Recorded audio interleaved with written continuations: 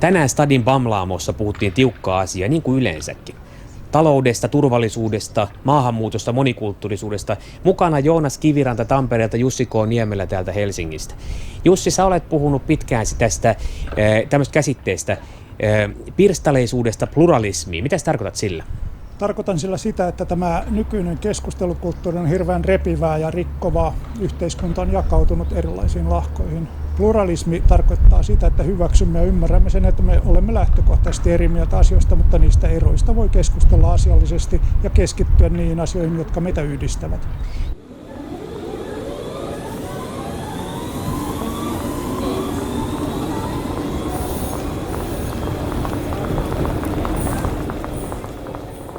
Joonas Kiviranta Tampereelta, kuntavaaliehdokas perussuomalaisten listoilta, ja Atte Kaleva Helsingistä, kuntavaaliehdokas kokoomuksen listoilta. Ja Jussi K. Niemelä, esseisti, kirjailija, ajattelija, mitä sä oot kaikkea täällä Bamlaamon vakiokasvoja. Kyllä. Ja mukana näissä keskusteluissa aktiivisesti. Viime hallituskaudella oli tämä perussuomalaisten puoluejohdon vaihtuminen ja sen myötä tämä klassinen arvoliberalismi tai oikeastaan arvopohja, voisiko sanoa kohu, kun Petteri Orpo ja Juha Sipilä vetosivat arvopohjaan ja tähän, että perussuomalaiset eivät edusta tätä oikeaa arvoliberalismia ja siis Halla-ahon uudet perussuomalaiset. Ja nyt kun olemme puhuneet paljon tästä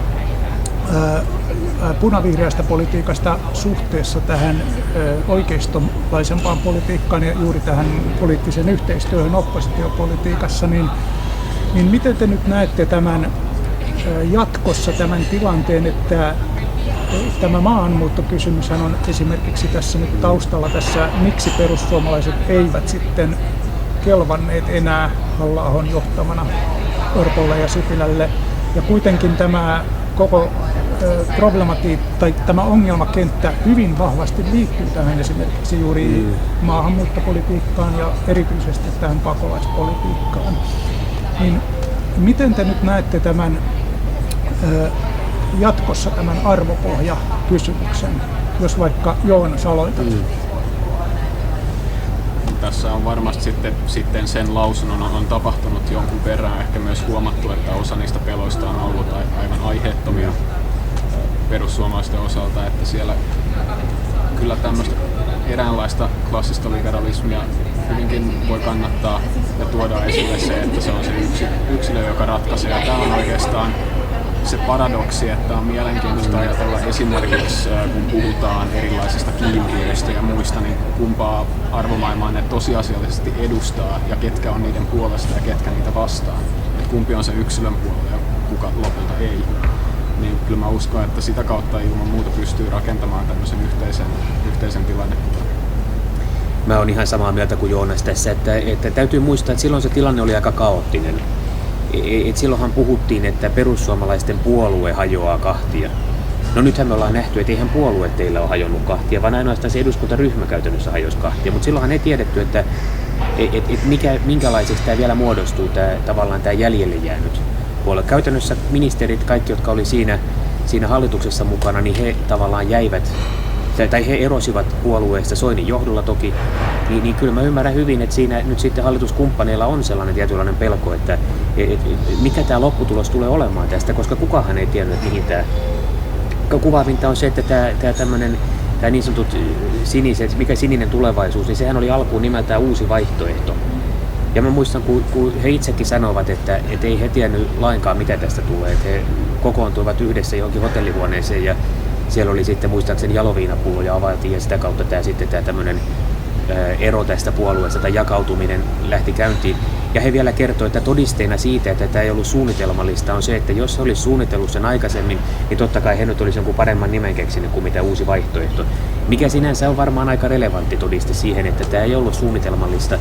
Niin silloin kun hallituksessa tapahtuu näin merkittävä tapahtuma, että se päähallituspuolueesta yksi hajoaa, eikä tiedetty, että hajoaako se puolue kahtia vai onko se näin niin kuin tapahtuu, että ainoastaan eduskuntaryhmä hajoaa, niin kyllähän siitä automaattisesti tulee sellainen olo, voin hyvin kuvitella, että on tullut, että et mieluummin jatketaan sen vanhan kanssa, johon on totuttu, josta tiedetään mitä tulee, kuin mitä sitten hypätään tänne, mistä ei ole mitään tietoa, että mihin tämä johtaa vielä. Nythän me nähdään, mihin se on johtanut, että ei sitä nyt sellaista mörköä sitten tullutkaan, mutta silloinhan sitä ei voinut tietää. Tässä on se mielenkiintoinen seikka, mikä tähän liittyy, oli, että juuri silloin 2015 oli tämä turvapaikkakriisi, kun 30 000 nuorukaista tuli yhtäkkiä tänne Suomeen. Suurin osa taisi tulla Ruotsin läpi vielä. Ja sinä olet, Joonas, asunut siellä Ruotsissa pitkään, nähnyt sen yhteiskunnan muutoksen, siis nimenomaan tämän pakolaispolitiikan aiheuttaman radikaalinkin muutoksen, ja kuinka nopea se on, niin voisitko vähän valottaa sitä, että miten se on myös vaikuttanut esimerkiksi sosiaalidemokraattiseen politiikkaan siellä Ruotsissa, ja tuleeko se mahdollisesti viiveellä tänne Suomeenkin? Siis että avautuvatko silmät? No mähän tosiaan muutin sinne 2015 aika lailla samoihin aikoihin, kun tämä pakolaiskriisi alkoi. Käytännön vaikutus oli, että esimerkiksi en pystynyt avaamaan pankkitiliä moneen kuukauteen, koska Migrationsverket oli ruuhkassa. Siihen alkuunhan Ruotsissa on tämmöinen hyvin vahva konsensushakuisuus, jolloin tavallaan vain yksi totuus voi valita, ja se on erittäin pitkään ollut sillä lailla, että on näitä uusia, no siellä ei ole uusi Nokia, mutta on näitä lottovoittopuheita ihan samalla lailla ollut siellä, uskoteltu, että tässä on vaan voitettavaa. Mutta sitten valitettavasti se heijastuu kylläkin, ihan pystyy näkemään varsinkin viime vuosien kehityksessä, kun on ollut esimerkiksi tämä klaaniyhteiskunta, mikä on noussut hyvin vahvasti esiin. Siihen liittyvää ampumaa, se väkivaltaa, se ei ole ihan suoranaisesti välttämättä tämän pakolaiskriisin seuraus, vaan pidemmän kehityksen tulos. Ja hyvin mielenkiintoistahan siellä tosiaan on, että nyt kaikkien näiden vuosien jälkeen, kun tämä oikeasti alkaa keskiverto ruotsalaiseenkin vaikuttaa, niin maailman itsepintaisin mies Stefan Löfvenkin on laskenut 1+1 ja myöntänyt, että kyllä tässä on jonkin sortin korrelaatio, että kun meille tulee valtavia määriä ihmisiä kerralla erilaisista kulttuureista, että se tulee aiheuttamaan ongelmia. Tämähän on juuri se, mistä sinä olet puhunut ja kirjoittanut jo vuosikausia. Joo, kyllä se täytyy ymmärtää se, että ei voida ottaa maahan vastaan enempää ihmisiä kuin mitä se maa pystyy sopeuttamaan ja kotouttamaan. Mutta samaan aikaan täytyy ymmärtää se, että meidän täytyy vaatia myös siitä maahan tulijoilta sitä, että heillä pitää olla aktiivista halua kotoutua ja sopeutua. Ei ketään voi vasten tahtoaan kotouttaa mihinkään yhteiskuntaan. Silloin kun näitä tuli nyt tuli se 30 000 vähän päälle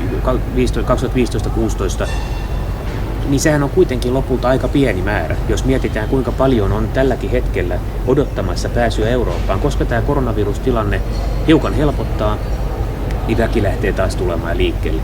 Ja tässä on nyt sellainen ongelma, että meidän turvapaikkapolitiikka on suunniteltu, siis Euroopan turvapaikkapolitiikka on suunniteltu aikanaan sitä varten, että kun Itäblokista tulee näitä vainottuja poliittisia vankeja, poliittisesti vainottuja ihmisiä, lähinnä nyt esimerkiksi DDR:stä loikkaa Länsi-Saksaan, niin silloin olisi olemassa tällainen mekanismi, jolla heidät voidaan ottaa vastaan ja heille voidaan antaa turvapaikka. Sitä ei ole tarkoitettu massamaiseen maahantuloon, välineeksi massamaisen maahantulon mahdollistamiseen. Ja nyt Euroopan unioni on tässä ikään kuin Venäjän ja Turkin painostuksen alaisena. Sekä Venäjällä että Turkissa on valtava määrä väkeä, jotka ei sinänsä ole varsinaisesti minkään suojelun tarpeissa. Nythän tämän 2015 turvapaikkakriisin aikaan tuli myös Venäjältä näitä turvapaikanhakijoita. Sitähän käytettiin jopa hybridivaikuttamiseen. Sehän oli nimenomaan hybridivaikuttamista. Turkki käyttää kaiken aikaa sitä. Ja sitähän ei tarvitse käyttää sitä asetta kuin vaan silloin tällöin, mutta kun tiedetään, että se on työkalupakissa se keino. Ja Eurooppa on täysin polvillaan, koska se meidän oma itse luomamme järjestelmä mahdollistaa sen, että vihamieliset kolmannet valtiot pystyy käyttämään sitä meitä vastaan. Ja tämä pitää nyt muuttaa. Onneksi tässä on kokoomus mukana tekemässä EPPn turvapaikanhakupolitiikkaa ja oikeastaan koko ulkomaalaispolitiikkaa ollaan linjaamassa, niin nyt kokoomuksella on tullut tämä uusin tavoiteohjelma 2020, mikä nyt muutama viikko sitten meidän kokoomuksen puoluekokouksessa hyväksyttiin.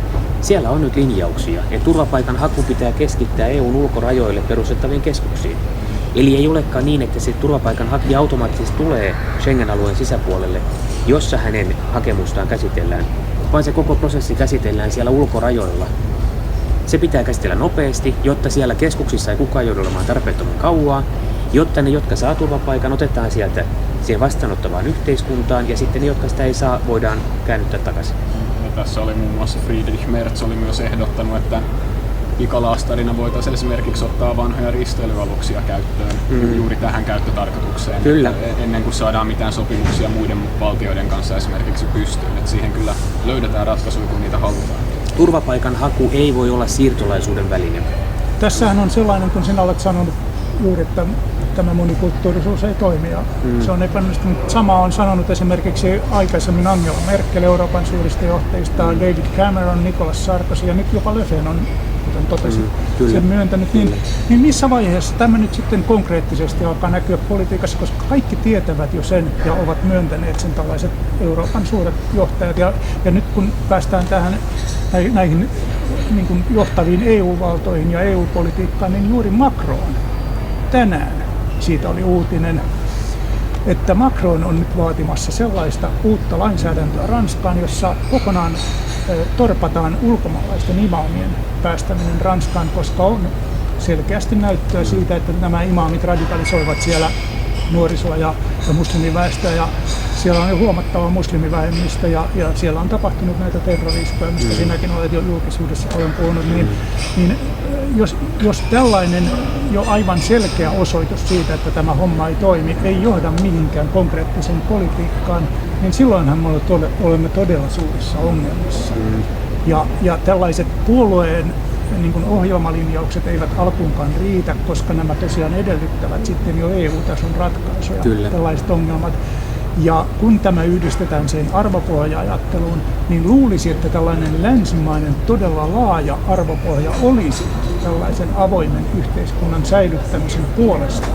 Mutta nyt me näemme juuri näiden erilaisten kehitystrendien ja tämän dynamiikan pohjalta sen, että länsimaiset yhteiskunnat alkavat polarisoitua ja samaan aikaan sulkeutua, tulee tällaista säätelevää. Mitä siis tämä Macronin ehdotus on juuri tällaista ylhäältä päin, tällaista valtiojohtoista säätelyä alaspäin, joka pyrkii rajoittamaan sitä kansalaisyhteiskuntaa. Se ei ole millään tavalla avoimen yhteiskunnan puolustamista sikäli, että se edellyttää valtion puuttumista yksilön vapauksiin. Miten te näette tämän, että minkälaisia toimia tämä käytännössä edellyttäisi tämän tilanteen purkaminen? Ja tässähän alkaa olla jo kiire. Jos sinä vaikka, Joonas, ensin vastaat. No esimerkiksi ajatukset islamin nopeasta reformaatiosta, ne ei ensinnäkään ole kyllä meidän käsissä. Niin tämähän oli siinä Macronin ehdotuksessa, tämä islamin reformoiminen, mikä on kieltämättä kyllä kunnianhimoinen tavoite. Ja ehkä vähän naivi tavoite. Ehkä vähän. Kyllä, että meidän täytyy lähteä siitä, että mitä me itse pystytään tehdä. Ja kyllä siinä on mahdollisuuksia siinä maahanmuuttopolitiikassa ottaa mallia esimerkiksi Tanskasta tai Sveitsistä. Oottehan on näistä juuri sattumalta näistä samoista maista paljon puhuneet. Tai vaikkapa Australia, jos haetaan kauempaa esimerkkiä. Kyllä, tai Kanada. Ja tämä ajatus juuri siitä, kun mainitsit aikaisemmin, että on myös tavallaan niitä odotuksia meidän suunnalta sitten henkilölle, joka tulee tänne. Ja numero 1 työpaikka, numero 2 kielitaito. Kyllä. Niin kauan kun näitä ei aidosti politiikan kautta vaadita, niin sillä ei ole lainkaan pohjaa. Tässä on kuvaava esimerkki Helsingin valtuustosta, ihan käytännön toimenpiteitä. Siellä oli äänestys siitä, tai käsiteltiin asiaa, että pitääkö tarjota maahanmuuttajille tulkkauspalveluja 4 vuoden jälkeen, 4 vuoden maassaolon jälkeen. Ja taas vihervasemmisto blogin äänillä päätettiin, että pitää tarjota. Mä vastustin sitä, koska mun mielestä meidän pitäisi luoda sellaisia kannustimia, mutta myös niitä vaatimuksia, että ihmisen pitää opetella kieli, kun hän tulee tähän maahan, koska ihminen ei voi osallistua yhteiskuntaan ilman, että hän puhuu kieltä. Juuri näin. Pitää olla oikeuksien rinnalla myös velvollisuuksia. Kyllä pitää. Ja sitä kautta hän pääsee myös täysvaltaiseksi tasa-arvoiseksi jäseneksi tässä yhteiskunnassa, kun on siinä suhteessa samalla viivalla. Ja mä tuon aika usein esille myös huumorin ja sen kulttuurin tajun tärkeyttä. Ja se on täysin mahdotonta päästä siihen kanssa suomalaisen sitten sielun elämään, mikäli ei ole ollenkaan tämmöistä tajuusin kielen.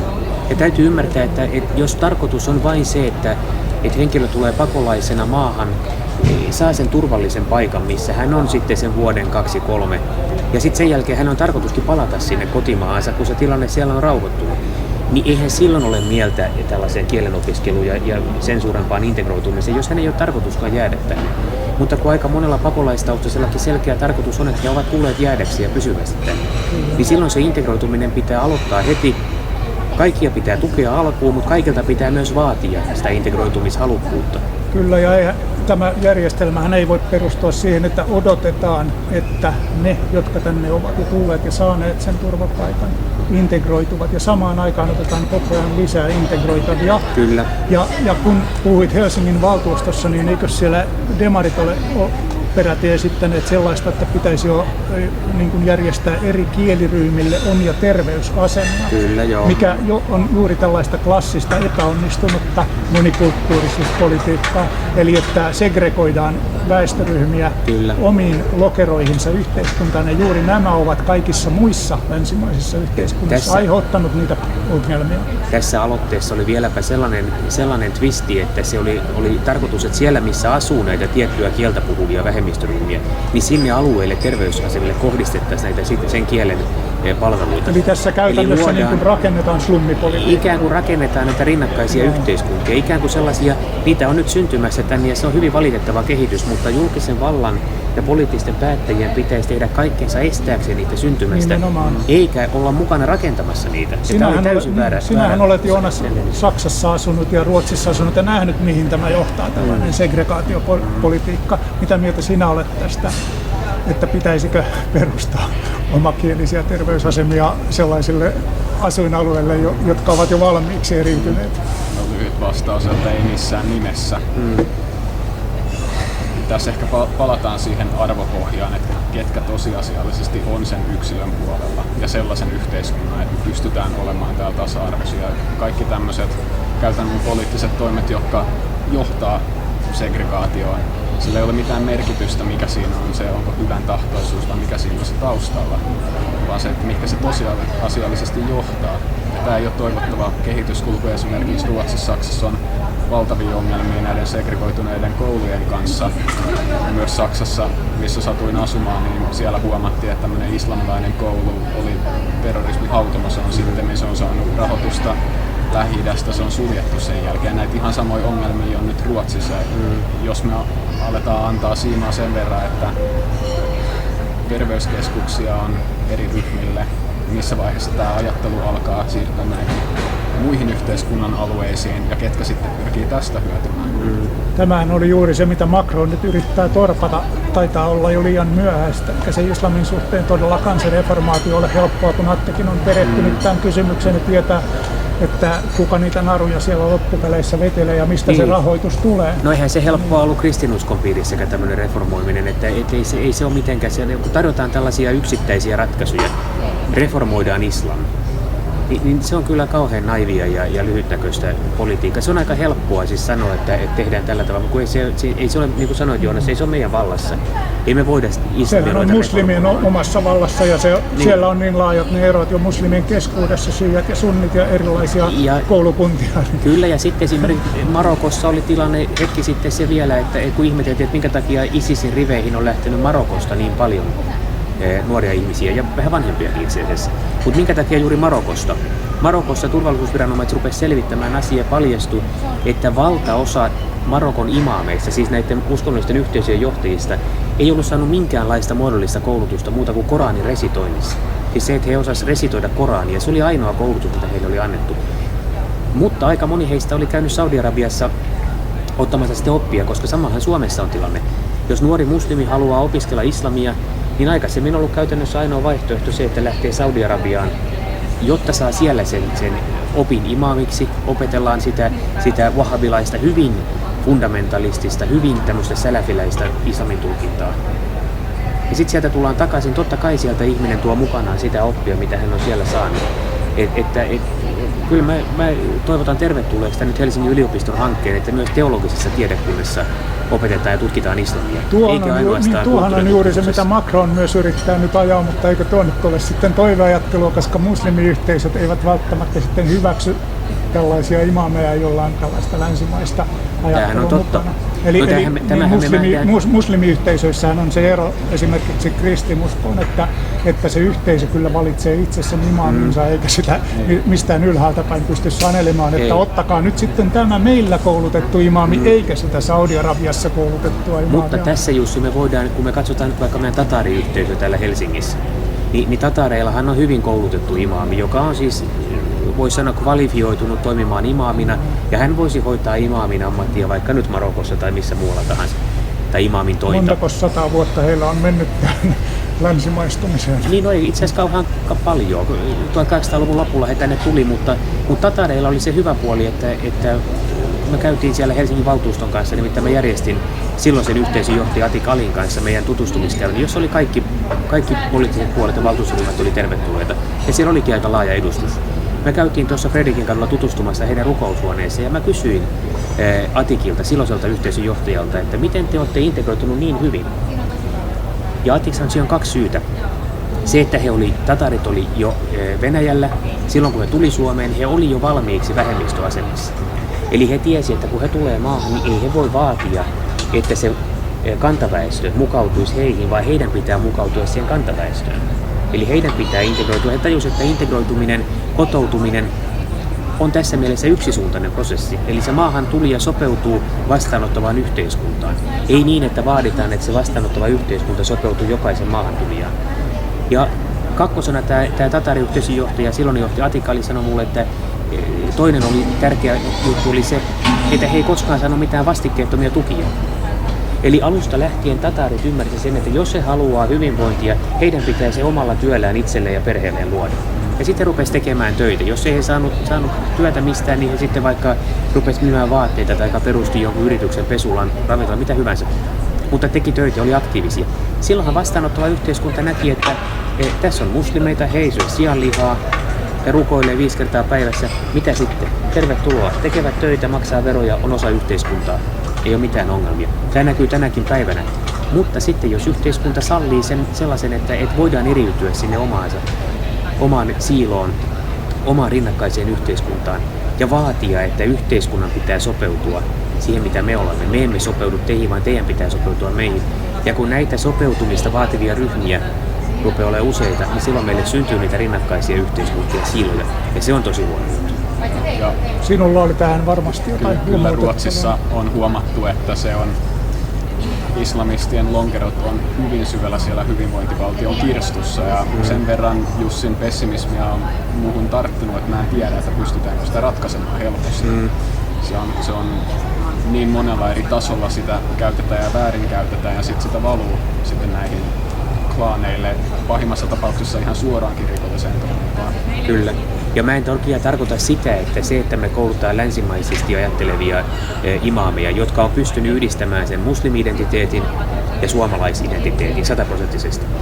Mä en väitä, että se ratkaisee tätä meidän ongelmaa, mutta se on osa ratkaisua siinä mielessä, että jos meidän muslimiväestölle, jota Suomessa nyt on noin 100 000 jonkun laskelman mukaan, mehän ei tehdä tilastoja näistä kuka on muslimi, kuka ei, mutta arvioidaan, että noin 100 000, ehkä jo vähän enemmänkin. Jos me näille erityisesti nuorille ei luoda mahdollisuuksia siihen, että he voisivat rakentaa itselleen sellaisen identiteetin, jossa he pystyvät olemaan omasta mielestään muslimeita ja suomalaisia, vaan että me yhteiskuntana erotetaan nämä 2 asiaa toisistaan, niin silloin tulee isoja ongelmia, koska silloin me ikään kuin ajetaan tätä isoa muslimijoukkoa, jotka ei sinänsä ole kiinnostuneita ääriajattelusta, jihadismista, me ikään kuin ajetaan sitä sinne jihadistien suuntaan ja me tehdään sitä rekrytointityötä näiden hyvin väkivaltaisesti, hyvin fundamentalisesti ajattelevien ryhmittymien eteen. Ainahan osa porukasta on menossa sinne, mutta me voidaan pitää huoli siitä, että se iso osa ei kuitenkaan koe sitä ajattelua omakseen, vaan että he kokee, että heillä on myös sijansa suomalaisessa yhteiskunnassa, kunhan he sitoutuu suomalaiseen oikeusvaltioperiaatteeseen, demokratiaan, sekulaariin, liberaaliin yhteiskuntaan. Tässähän on nähty se juuri, tuo sinun Tatari-esimerkki, se on suorastaan klassinen esimerkki siitä, että miten maahanmuuttopolitiikkaa tulisi harjoittaa. Eli jos me haluamme, että muslimit sopeutuvat länsimaisiin yhteiskuntiin, niin silloin ne volyymit täytyisi pitää huomattavan pieninä ja näitä sosiaalitukia harkita kyllä hyvin tarkkaan. Ja se ei ole niinkään kriittistä, että onko henkilö muslimi vai ei, vaan se, että onko henkilöllä integroitumishalukkuutta vai näin, ei. eli sehän voi olla, ei riipu, muslimeita on valtavasti erilaisia, koska he on ihan normaaleja tavallisia ihmisiä, niin kuin me kaikki muutkin. Niin kun ei kategorisoida heitä sen takia, että joku on muslimi, niin se ei tee hänestä hyvää eikä pahaa, ei mukavaa eikä ikävää ihmistä. Pitäisi jonkunnäköinen tällainen kannustinjärjestelmä luoda myös tähän tai siis sen statuksen saamiseen, että saa oleskeluluvan. Eli jonkinnäköinen koeaika olisi tässä varmasti välttämätön käytännön politiikan tasolla. Tämähän voitaisiin myös helposti toteuttaa siellä vastaanottokeskuksissa, jotka sijaitsisivat siellä Schengen-alueen ulkorajoilla. Muistan, että olet sellaista ehdottanut, että siellä tapahtuu. Eli siellä henkilö, joka opettelee suomen kieltä, kulttuuria, menestyy opinnoissa, hän voi sitä kautta vaikuttaa siihen positiivisen, myönteisen päätöksen saamiseen. Sen sijaan henkilö, joka ei osoita minkäännäköistä halukkuutta integroitumiseen, niin kyllähän osoittaa myös sen, että hän ei ehkä ole sit se, joka tänne pitäisi ottaa. On hauskaa, että tuot ton esille, kun mäkin olen pyöritellyt tuollaisia ihan samanlaisia ajatuksia, että olisi semmoinen mekanismi, mitä kautta osoittaa sen motivaation ja kyvyn. Että ihan tosissaan haluaa. Onhan se aikamoinen asia, että menisi jonnekin EU-ulkorajoille ja alkaa opiskelemaan tämmöistä kummallista kieltä, niin kyllä se niin jotain kertoo. Se kertoo, ja sitten mun mielestä tässä olisi se hyvä puoli, että jos me otettaisiin tällainen että se henkilön oma aktiivisuus ja sen osoittaminen, että se olisi yksi näitä valinnan kriteereitä, niin silloinhan me voitaisiin myös luoda tällaisia niin kuin, kannusteita siihen, että ne työtelijät, yrittelijät, aktiiviset henkilöt vois perhekunnittain tulla, että heidän ei tarvitsisi täällä sitten enää niin kauan sopeutua, vaan heti kun se porukka, joka tänne on valittu, isä, äiti, lapset, isovanhemmat, koko ikään kuin tämä lähipiiri, laajennettu perhe, otetaan tänne suoraan töihin ja kouluun, ei mihinkään vastaanottokeskukseen vuodeksi tai 1,5 vuodeksi laitostumaan, koska sieltä sen laitostumisjakson jälkeen toimiminen aktiivisena yhteiskunnan jäsenenä on tosi vaikeaa. Vaan että heti suoraan töihin ja kouluun, se on sitä parasta integroitumista. Ja sitten se tapahtuu myös toiseen suuntaan voi tapahtua. Jos käykin niin, että henkilö ei osoita integroitumishalukkuutta, kotoutumishalukkuutta, vaan alkaa tämmöinen rikosmyönteinen elämä, alkaa kertymään rikosrekisteriin merkintöjä, niin se sama reitti toimii myös toiseen suuntaan. Eli sinne ulkorajoille pystyy aina palauttamaan. Tässähän on se, että olemme puhuneet talouspolitiikassa ja sinä mainitsit tämän, että nämä islamistijärjestöt kyllä ottavat mielellään sitten verorahoja vastaan jatkakseen tätä tällaista eriytymispolitiikkaa, jota he ajavat siellä kulisseissa, siis esimerkiksi muslimiveljeskunta, joka toimii käsittääksemme täällä Helsingissäkin ja kannustaa siis muslimiyhteisöissä sitä edistäytymistä, että pidetään ne omat tavat ja pukeudutaan niihin huiveihin naiset ja juuri, että korostetaan sitä uskonnon roolia yhteiskunnassa näkevästi. Ja sitten Milton Friedman, kuuluisa talousnobelilla palkittu taloustieteilijä, on jo todennut aikoinaan tämän, että hyvinvointiyhteiskunta ja avoin maahanmuuttopolitiikka eivät voi toimia samanaikaisesti, eli siinä tulevat hyvin nopeasti nämä veronmaksajien reunaehdot vastaan, että sitä rahaa ei voi pumpata loputtomasti sinne sosiaalitukiin, joita sitten, koska niitä ottajia tulee sieltä rajattomasti koko ajan lisää, niin tässähän olisi juuri tärkeää, kun summataan yhteen näitä teemoja, joita teidän puheenvuoroistanne on tullut esiin, että samaan aikaan mahdollistettaisiin tulijoille aktiivinen tällainen työllistyminen, että ne, ketkä ovat valmiita tulemaan tänne tekemään töitä, työllistyisivät mahdollisimman helposti. Ja samaan aikaan tämä Tatari-esimerkki osoittaa sen, että koska ei ole mitään sellaista avointa tukipolitiikkaa, niin he joutuvat myös siis toimimaan sillä tavalla, että he itse ovat vastuussa omasta toimeentulostaan. Mikä sitten taas vähentää sitä uskonnon roolia siinä toiminnassa ja lähentää tätä tiettyä yhteisöä tähän länsimaiseen vastaanottavaan yhteiskuntaan. Eli voidaanko teidän mielestänne näistä asioista päätellä, että tämä länsimaissa tähän asti, en nyt puhu Yhdysvalloista, jossa tämä homma toimii paremmin nimenomaan juuri näistä syistä, mutta tämä länsimaissa harjoitettu maahanmuutto- ja monikulttuurisuuspolitiikka on käytännössä ollut päinvastaista sille järkevälle politiikalle, mitä olisi pitänyt olla, jotta nämä tulijat olisivat kotoutuneet ja integroituneet tähän länsimaiseen järjestelmään. Mä oon miettinyt paljon USA:n menestystarinaa etenkin tuossa toisen maailmansodan jälkeen, että mistä se johtuu. Ja tämmöisen naivin monikulttuuriuskon sijaan, jos sitä tarkastelee vähän tarkemmin, niin mitä siellä oikeasti on käynyt, siellä on erilaiset väestöryhmät tullut yhteen, he on sopinut ensinnäkin, että he opettelee englantia. Sehän ei ollut mikään itsestäänselvyys aika pitkään USAssa, vaan se on tavallaan sitten vasta lähtenyt liikkeelle, kun on onnistuttu solmimaan tämmöiset yhteiset pelisäännöt. Tämä on kaiken kaikkiaan ehkä monikulttuurisessa yhteistyössä todella tärkeää, että koska tullaan erilaisista kulttuureista, ne ei ole itsestäänselvyyksiä, ne mitä me pidetään itsestäänselvyyksiä. Kyllä. Ne täytyy tehdä niin kuin aivan kristallin kirkkaaksi puolin ja toisin. Juuri näin. Joo, se monikulttuurisuushan kuulostaa kauhean kivalta. Se on semmoinen käsite, jota on aika mukava viljellä, koska se kuulostaa niin kauhean suvaitsevalta ja ihanalta.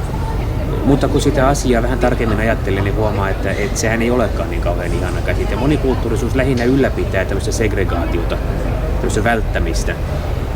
Monikulttuurisuus, jos ymmärretään sillä tavalla, kun se nyt yleensä meillä keskustelussa ymmärretään, että siellä on useita kilpailevia kulttuureita, jossa niin kuin Joonas sanoi, että ei ole mitään yhdistäviä tekijöitä välttämättä. Ei ole sovittu sitä, mikä meillä on yhteistä, vaan voi valita täysin erilaiset käsitykset siitä, mikä on oikein, mikä on väärin, mikä on hyvää ja mikä on pahaa. Eihän nämä ihmiset silloin sopeudu toimimaan keskenään, vaan he lähinnä siiloutuu sinne omiin kulttuureihinsa. Ja sitten meillä on monikulttuurisuuden värisuora, jossa on useita rinnakkaisia yhteiskuntia, jotka vallitsee samaan aikaan. Kun sen sijaan pitäisi pyrkiä juuri siihen, mikä Amerikassa ymmärrettiin, että rakennetaan semmoinen valtakulttuuri, joka toimii ikään kuin sateenvarjona sitten näille alakulttuureille, joita voi olla hyvinkin erilaisia. Kunhan on se valtakulttuuri, missä on yhteiset sovitut pelisäännöt siitä, mikä on oikea, mikä on väärin ja mikä on hyvä ja mikä on paha. Sielläkin sen hieman ehkä natisee liitoksistaan tällä hetkellä.